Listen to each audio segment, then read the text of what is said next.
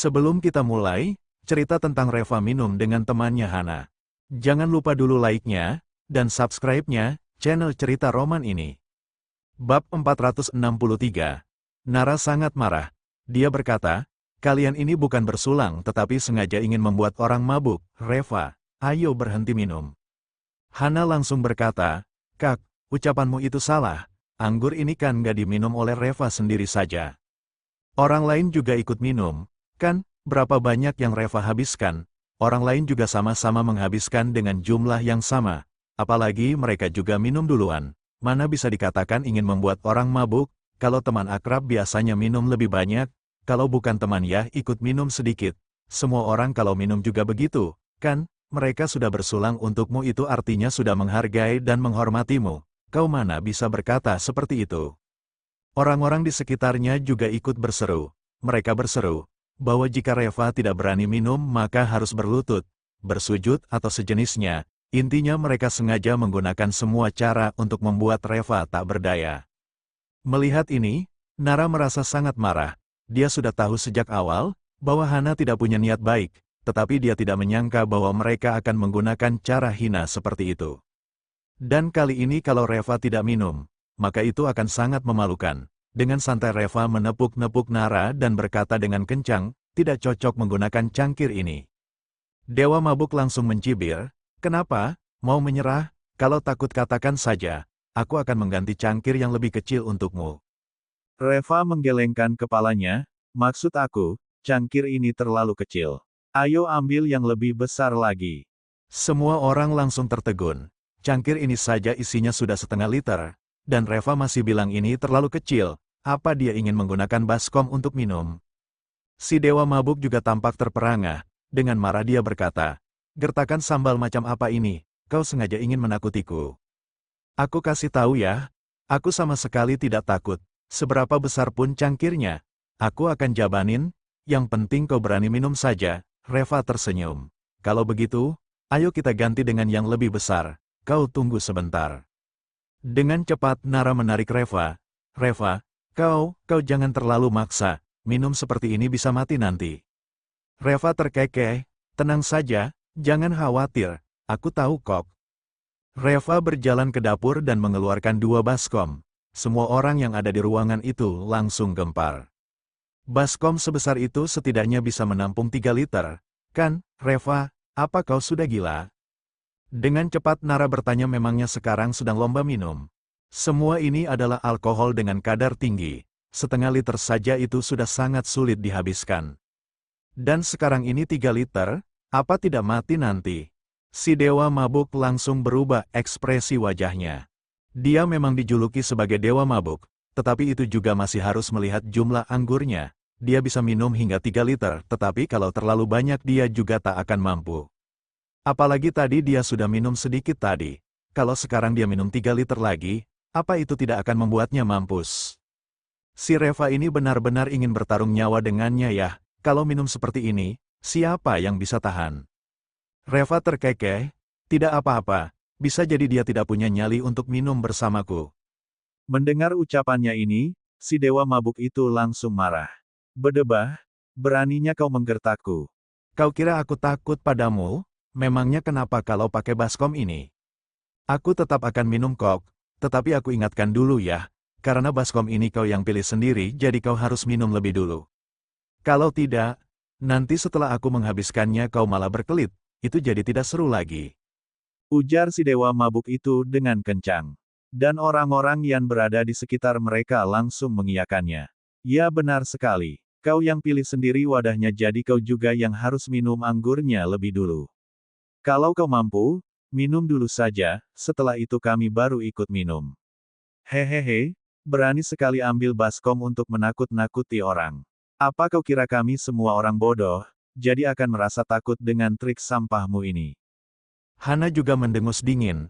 Reva, ternyata kau sudah pintar membual sekarang, kau jadi mengingatkan aku kepada sejenis anjing. Tahu nggak, seperti kata orang, anjing yang bisa menggigit itu tidak menggonggong, sama seperti kau. Semakin kau berbual dengan hebat, itu artinya kau semakin tidak mampu. Pakai baskom, bukannya aku mau meremehkanmu, tetapi andai kata baskom itu diisi dengan bir pun, kau juga belum tentu bisa menghabiskannya. Dengan tenang Reva berkata, tenang saja, aku akan mengisi baskom ini dengan anggur, dan aku akan meminumnya lebih dulu. Tetapi, aku mau mengingatkan juga sebelumnya. Berapa banyak pun yang aku minum nanti, kau juga harus ikut minum dengan jumlah yang sama banyak. Kalau tidak minum, jangan pernah berharap untuk bisa keluar dari rumah ini. Sebelum lanjut, jangan lupa dulu dong, like-nya, dan subscribe-nya. Channel Cerita Roman ini, bab 464.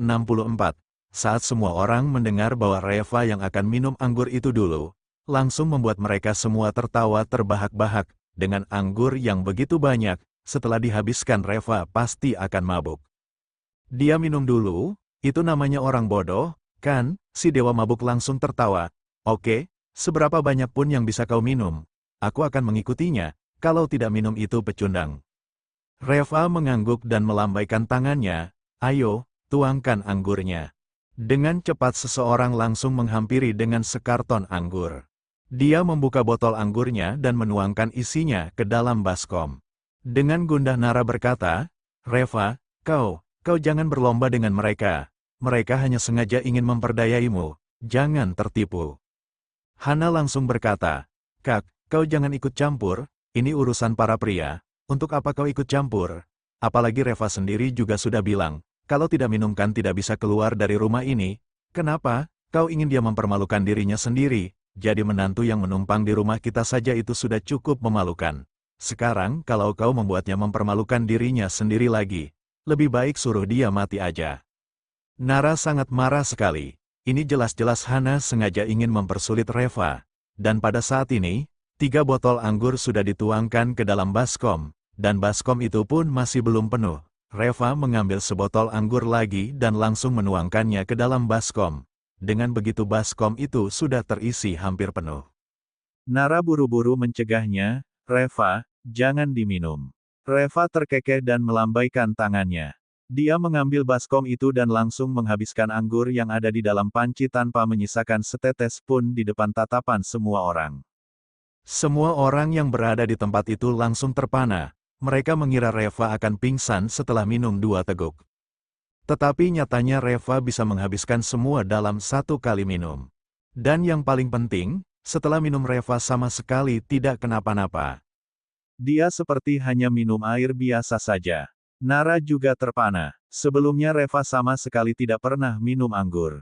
Dia selalu mengira bahwa Reva sama sekali tidak bisa minum. Siapa yang bisa menduga bahwa Reva bisa menghabiskan begitu banyak anggur? Lalu Nara buru-buru berkata, Reva, apa kau baik-baik saja? Reva tersenyum dengan ringan dan menggelengkan kepalanya. Agak sedikit melayang, tetapi tidak masalah. Saat berbicara pun ekspresinya tampak tenang dan kecepatan bicaranya juga normal. Sama sekali tidak ada yang aneh. Semua orang tampak tertegun. Siapa yang tidak mengagumi ketahanan tubuhnya akan kadar alkohol ini? Sebenarnya tidak seorang pun yang tahu bahwa Reva telah menggunakan tenaga faktanya. Tidak ada yang tahu bahwa Lin Mo telah menggunakan kekuatan batinnya untuk mengeluarkan alkohol dari dalam tubuhnya dengan paksa. Baginya anggur ini seperti air minum biasa saja. Kadar alkoholnya akan hilang begitu dia pergi ke toilet. Jangankan 1 baskom, 10 baskom pun tidak masalah. Dia hanya perlu ke toilet beberapa kali saja. Dan orang yang bertanding minum bersamanya itu hanya akan merugikan dirinya sendiri. Tidak peduli seberapa pandainya kau minum anggur, mau itu 1, ataupun 10 liter pun apa bisa mereka bertanding dengan orang minum anggur seperti minum air biasa. Reva tetap menunjukkan ekspresi tenangnya. Hari ini dia memang sengaja mau memberikan pelajaran kepada orang-orang ini. Ingin membuat aku mabuk. Oke, kalau begitu ayo aja, kita tanding minum hari ini. Reva memandangi si dewa mabuk dan berkata, sekarang giliranmu. Si dewa mabuk tampak ketakutan. Sebuah baskom yang dituang dengan 4 botol anggur itu artinya 4 liter. Kalau minum ini dia pasti mampus. Tiba-tiba dia berkata, baiklah, bro kau memang pandai minum. Aku benar-benar mengagumimu. Aku tidak sehebat kau. Kali ini, aku rela menyerah. Sudah tidak usah bertanding lagi. Sudah dulu ya. Aku pergi dulu. Setelah mengatakan itu lalu dia membalikkan badannya dan ingin menyelinap pergi. Reva berjalan mendekatinya dan langsung menariknya kembali. Barusan aku sudah bilang dengan jelas. Setelah aku minum, kau juga harus minum. Kalau kau tidak minum, jangan pernah harap kau bisa keluar dari rumah ini. Dewa mabuk itu buru-buru menatap Hana. Dia mana berani minum anggur sebanyak itu. Hana juga tampak canggung. Bagaimanapun juga dia adalah temannya jadi dia harus membantunya berbicara. Kakak ipar, sebenarnya minum anggur begini kan hanya untuk bersenang-senang jadi tidak perlu terlalu perhitungan. Dia juga sudah menyerahkan, untuk apa kau masih memaksanya? Mereka ini juga teman-temanku sendiri, anggap saja kau sedang menjaga imageku. Reva langsung mendelik kepadanya, minggir. Kau kira kau siapa? Berani meminta aku untuk menjaga image-mu di wilayah aku. Saat dia memaksa aku dan kakakmu untuk minum tadi, kenapa kau tidak bilang bahwa kami adalah keluargamu dan menjaga image kami? Sekarang setelah aku minum kau baru minta aku untuk menjaga image-mu. Memangnya kau masih ada image di wilayahku ini? Sebelum lanjut, jangan lupa dulu dong, like-nya, dan subscribe-nya. Channel Cerita Roman ini. Bab 465. Hana langsung tercengang dengan omelannya itu.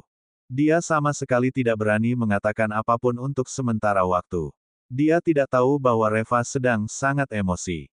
Kalau orang-orang ini hanya memaksanya minum saja, itu sama sekali tidak apa-apa, tetapi mereka juga memaksa Nara untuk minum.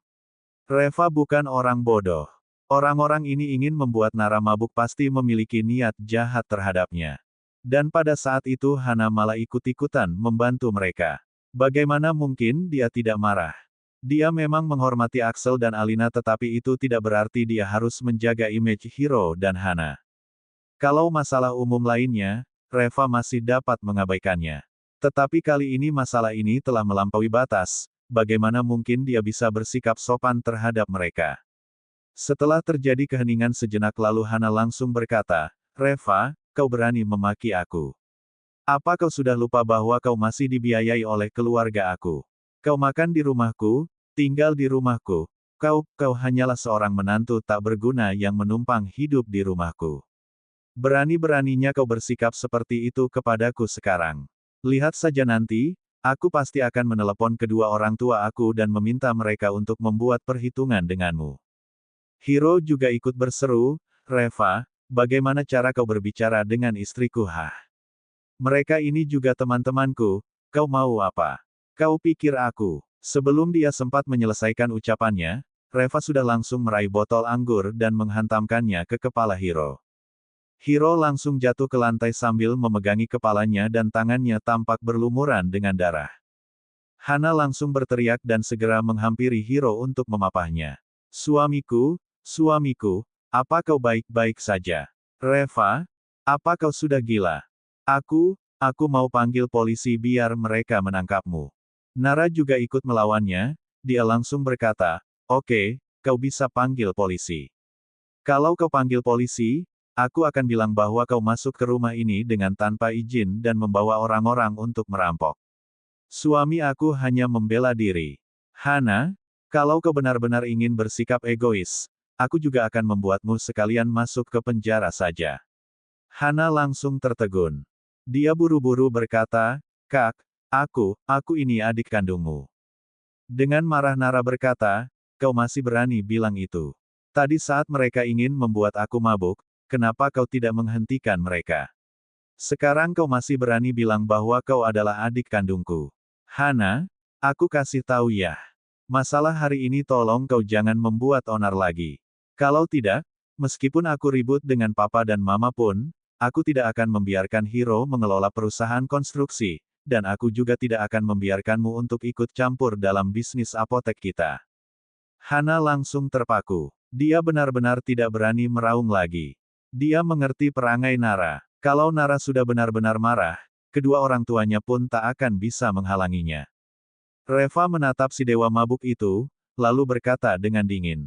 Kau mau menghabiskan 4 liter anggur ini atau aku akan memecahkan ke-4 botol anggur ini di atas kepalamu semuanya.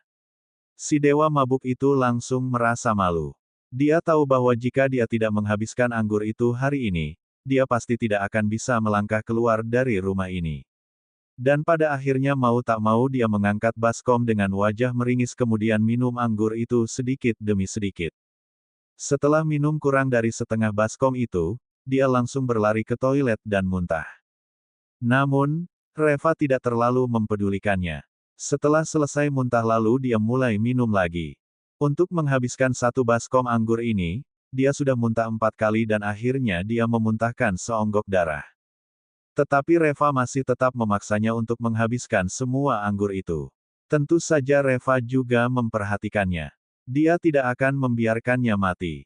Namun, setelah minum anggur ini, si dewa mabuk juga tidak bisa menghindari penyakit-penyakit serius yang akan dialaminya. Apalagi setelah ini dia juga tidak akan mungkin minum lagi untuk sepanjang hidupnya.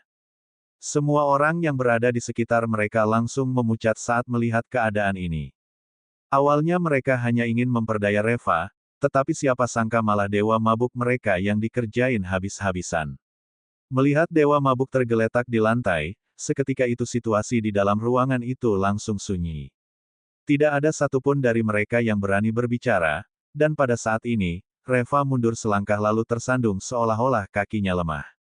Dengan cepat Nara mendukungnya dan berkata dengan cemas, "Reva, apa yang terjadi denganmu?" Wajah dan telinganya memerah saat ini.